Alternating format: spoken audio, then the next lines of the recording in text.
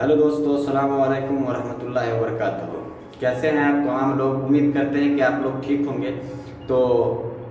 मैं आज जो है सऊदी से रिलेटेड दो चार जो बहुत ज़रूरी बातें हैं वो मैं आप तमाम दोस्तों से शेयर करने के लिए आया हूँ, बताने के लिए आया हूँ कि आप लोग सऊदी में रह रहे हैं तो किसी कोई गैर कानूनी काम न करें। तो यही सब दो चार बातें हैं, मैं उन सब बातों पे बात करने के लिए आया हूँ। तो अगर आप हमारे चैनल पे नए हैं तो प्लीज़ हमारे चैनल को सब्सक्राइब कर दें और बेल आइकन को भी दबा दें ताकि आने वाली जो भी वीडियो हो वो तमाम वीडियो की नोटिफिकेशन आप तमाम लोगों को बहुत जल्द मिल सके।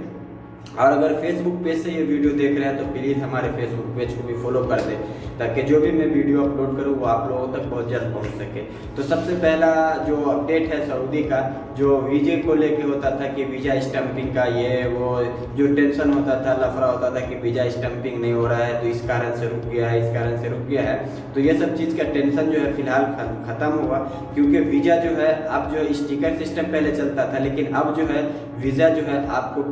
पेपर की शक्ल में मिलेगा, जो आपको एक पेपर के टाइप का, जिस तरीके से दुबई का, ओमान का, क्या कहते हैं, दुबई का और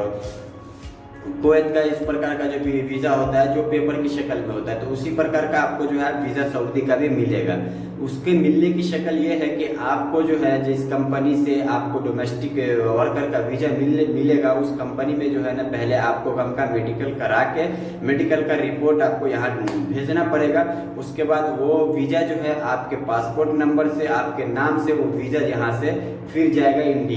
इंडिया जाने के बाद जो है फिर आपका जो भी ऑफिस वाला जो प्रोसेस होता है जो वो प्रोसेस करके फिर आपको आना पड़ेगा। लेकिन इसमें ये है कि अगर आप जैसे पहले होता था कि भाई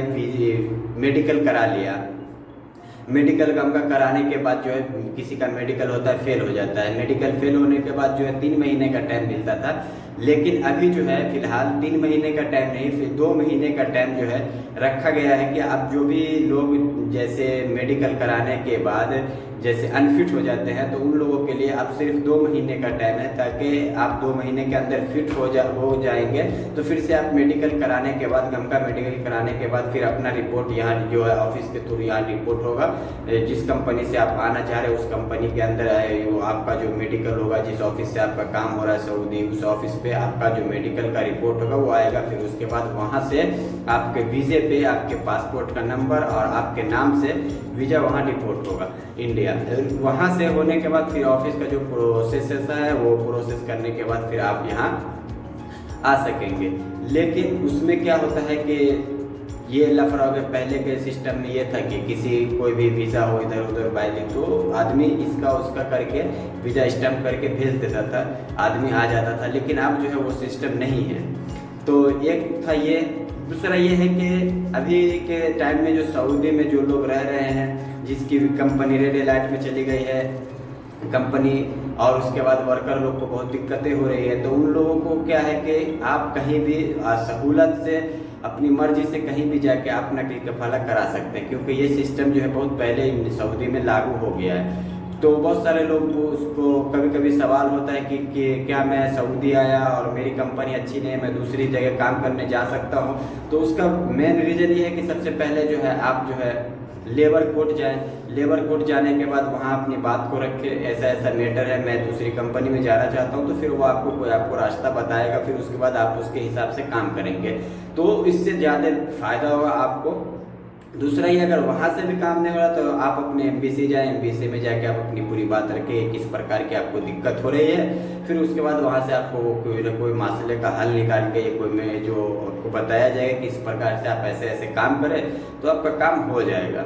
लेकिन अगर आपको तनाजुल कराना है, जैसे आप इंडिया से या बांग्लादेश, पाकिस्तान कहीं से भी एक्चुअली आप काम करने के लिए डोमेस्टिक वर्कर में आप आ गए हुए हैं सऊदी में, लेकिन आप आए 2 साल का आपका कॉन्ट्रैक्ट है, 2 साल कॉन्ट्रैक्ट खलास होने के बाद अगर आप किसी दूसरी कंपनी में, अदर कंपनी में जाना चाहते हैं तो इसमें कोई मुश्किल की बात नहीं है, आप कभी भी हंसते खेलते जा सकते हैं और अपना नकली कफाला करवा सकते हैं, ट्रांसफ़र करवा सकते हैं।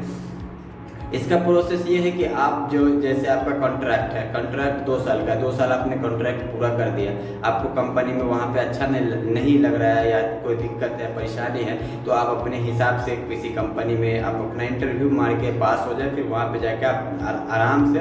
तनाजुल करा सकते हैं, नकल कफाला करा सकते हैं। तो ये सब सहूलतें हैं। और बहुत सारे लोग ये भी बोलते हैं कि भाई तनाजुल तो हो गया, अब फिर जहाँ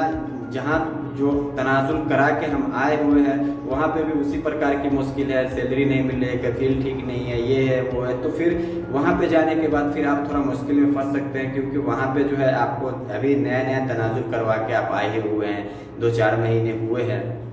फिर वहाँ से तनाजुल कराने के लिए फिर आपको बड़ा प्रोसेस में जाना पड़ेगा, फिर आपको लेबर कोर्ट जाना पड़ेगा, फिर वहाँ से जाके आपको केस करके ये वो, तो ये सब चीज़ के लफड़े में ना पड़े, क्योंकि आपने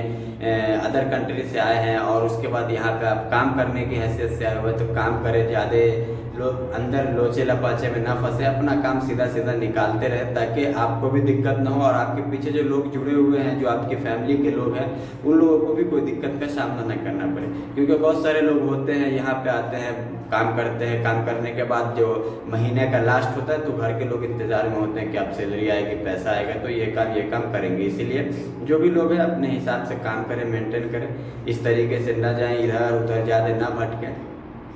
तो इसी ये सब बात थी, इन्हीं सब बातों को मैं सोचा कि आप तमाम दोस्तों तक शेयर करूँ, बताऊँ, तो मैं सोचा बताने के लिए, तो इसलिए मैं सोचा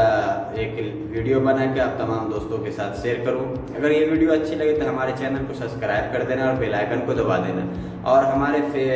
जो लोग हमारे फेस